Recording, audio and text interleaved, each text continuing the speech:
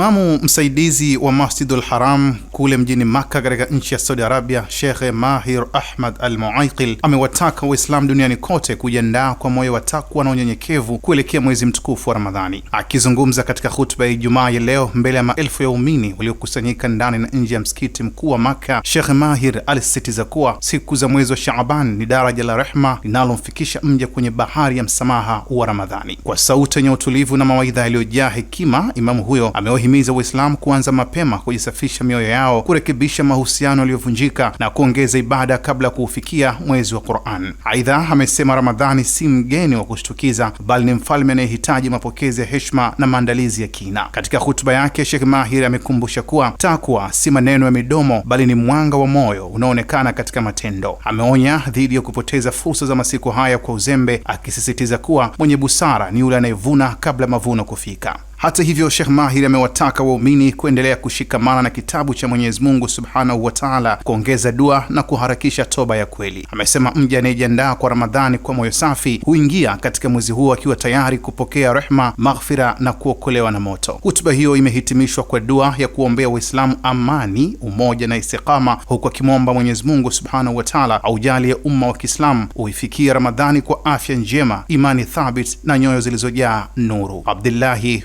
mwana wa Maalim Mashi, Kishki TV, Dar es Salaam.